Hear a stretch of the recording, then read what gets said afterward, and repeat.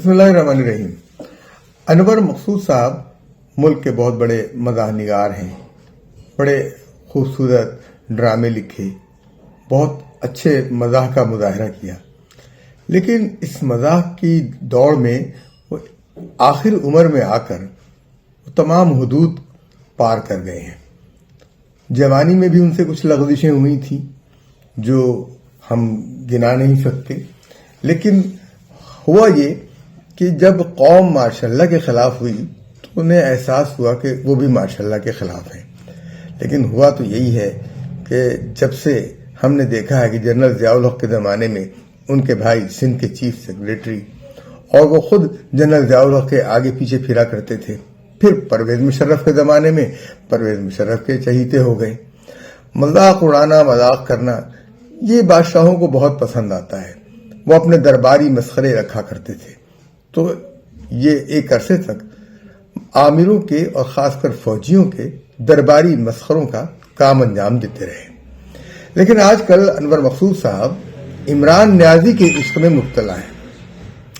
عمران نیازی کے عشق میں اس قدر ڈوب گئے ہیں کہ انہوں نے قرآن حکیم کا بھی مذاق اڑا دیا۔ جب اسلام آباد میں ایک مسجد میں بیچارے غلطی سے چلے گئے تو لوگوں نے بزرگ اور سیلیبریٹی سمجھ کر اگلی صف میں ان کو بیٹھنے کے لیے جگہ دی، اور بقول ان کے وہاں کچھ فوجی بھی بیٹھے ہوئے تھے۔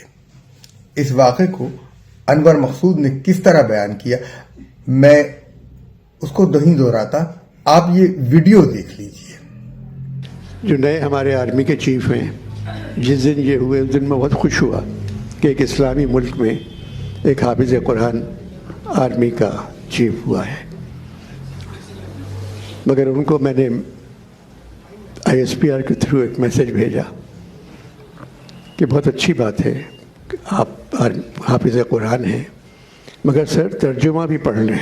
پھر اسلام آباد کی مسجد میں جانا پڑا مجھے جمعے کے دن، تو میں سب کے آگے آ جائیے، آگے آ جائیے، آگے آ جائیے، میں کہ میں آرام سے بیٹھا ہوں پیچھے۔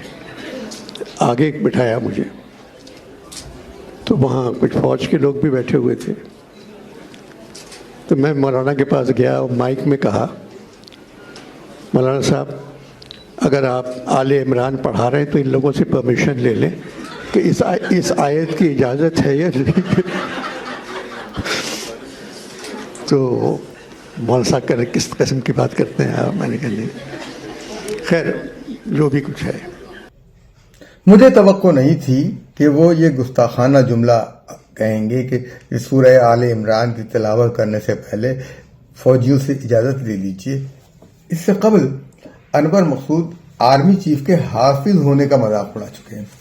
حافظ ہونا آرمی چیف کی اپنی ایک ذاتی خوبی ہے، اور چند دن پہلے جب انہوں نے نیوی کے شہداء کے بارے میں کہا تھا کہ وہ ڈوب کر مرتے ہیں، تو اس کے بعد ان کو کیا کرنا پڑا یہ بھی سن لیجئے۔ ایک وضاحت کرنا چاہتا ہوں، کل رات سے میرے گھر پر، میرے رشتہ داروں کے گھر پہ دنیا بھر سے ٹیلی فون آ رہے ہیں، کیا یہ خبر صحیح ہے کہ انور کو اٹھا کے لے گئے ہیں؟ یہ سوشل میڈیا بھرا ہوا ہے اس خبر سے۔ میں نے نیوی والوں کے لیے کچھ کہا تھا، یہ کہنا چاہتا ہوں کہ میں 60 سال سے لکھ رہا ہوں، کتابیں پڑھ رہا ہوں، میں شہیدوں کے ساتھ مذاق نہیں کر سکتا۔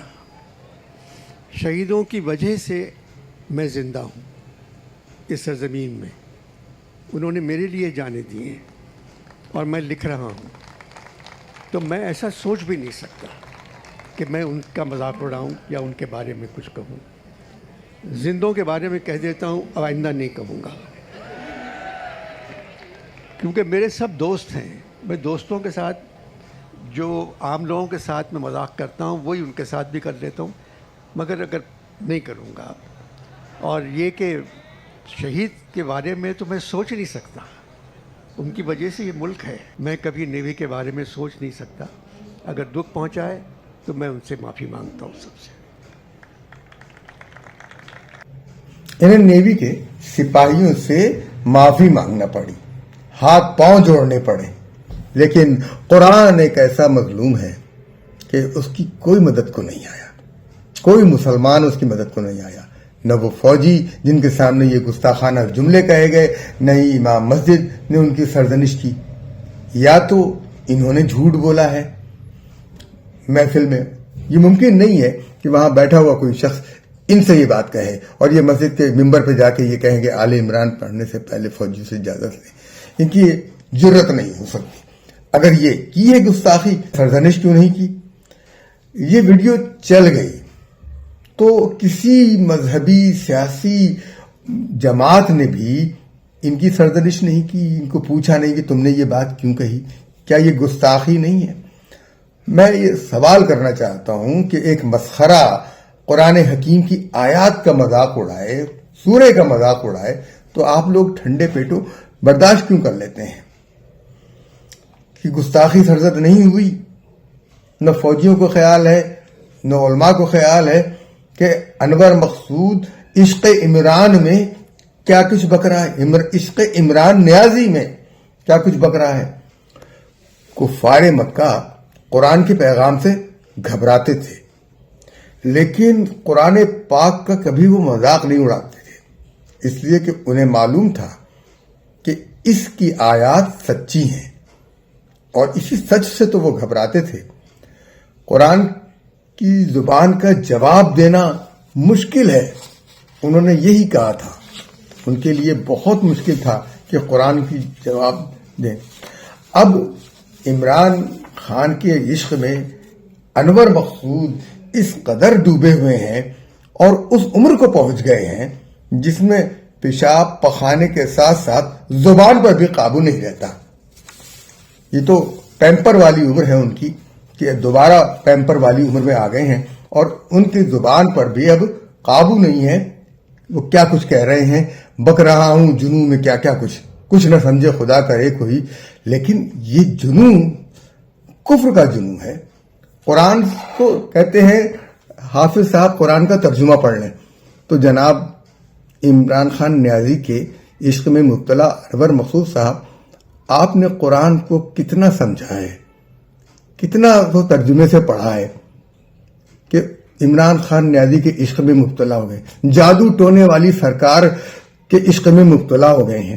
وہ عورت جو جادو ٹونا کرتی ہے، جو قبروں کو سجدہ کرتی ہے، اس کے عشق میں آپ مبتلا ہیں۔ کفار مکہ کو کبھی یہ جرت نہیں ہوئی تھی کہ قرآن حکیم کی کسی صورت کی توہین کریں یا مذاق اڑائیں۔ قرآن کا چیلنج تھا کہ اس کے مثل، اس کے برابر، اس کے جیسی کوئی صورت بنا کر لے آؤ، لیکن کسی کو یہ جرت نہیں ہوئی۔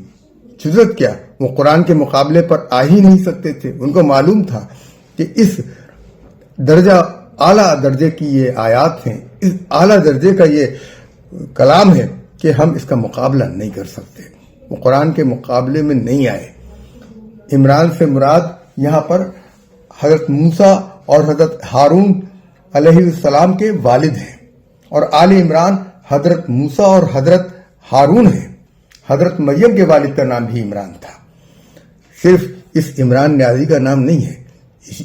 یہ تو مقدس ہستیوں کے نام پر ان خبیث لوگوں کے نام رکھ دیے گئے ہیں۔ اب انور مقصود چونکہ مالدار اور مشہور شخصیت ہیں، اس لیے علماء بھی ان کی سرزنش نہیں کریں گے، فوجی بھی انہیں ٹوکنے سے گریز کریں گے، لیکن ہم تو ان کو ٹوکیں گے اور ڈنکے کی چوٹ پر ٹوکیں گے، کیونکہ عمران نیازی کی محبت میں قرآن کا مذاق مت اڑائیے۔ اللہ سے معافی مانگیے، لوگوں سے معافی مانگیے اور توبہ کیجیے، اور مسجد میں جا کر یہ مسخرہ پن نہ کیجیے۔ مسجد مسخرے پن کی جگہ نہیں ہے۔ لوگوں کو بھی احساس ہونا چاہیے مسجد ان جیسے لوگوں کے لیے ہے ہی نہیں، جن کو نہ اپنے پیشاب پخانے پہ قابو ہے، نہ زبان پہ۔